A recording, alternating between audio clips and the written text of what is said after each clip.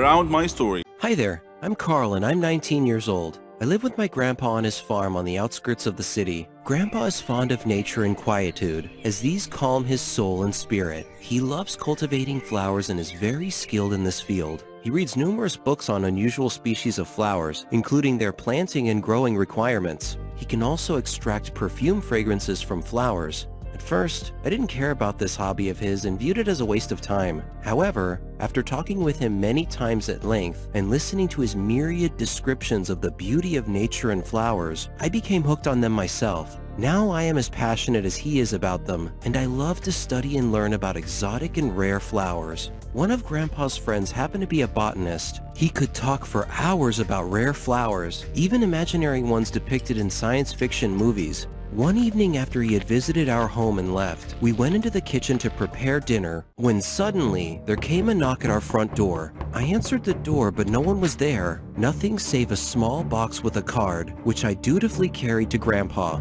The card said simply, "A gift from a dear friend." So we opened the box to find some strange seeds that were unlike any that Grandpa had ever seen before. He read another part of the note. "This is a Yasni flower from the future. Get ready for a fantastical, unforgettable trip." We didn't really believe this silly message, but we decided, what the heck, let's plant them and see what happens. In just 3 days, the seeds had produced exotic-looking purple flowers. Grandpa plucked one to extract some perfume from it. It had a wonderfully fragrant smell. Suddenly, I felt enervated and listless. My vision blurred, I couldn't breathe, and I became dizzy and passed out.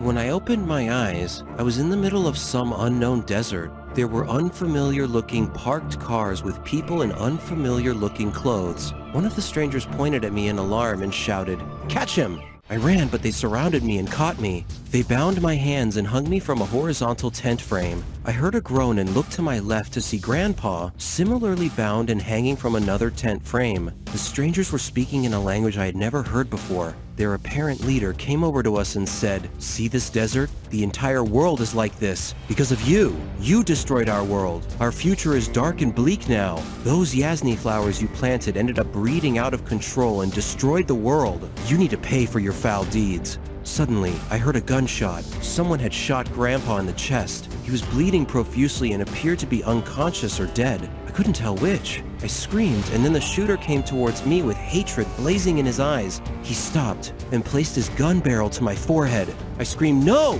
and closed my eyes tightly. After a pause and hearing no shot, I opened my eyes to find myself lying on the floor beside Grandpa, the plucked flower lying between us. I woke him up and told him about my dream and found that he had had the exact same dream. He called his botanist friend and described the seeds, the flower, and its fragrance to him. The botanist said the unknown flower sounded similar to one that grew high in the Swiss Alps. It was illegal to import because it was known to induce hallucinations and cause other unpredictable reactions in people.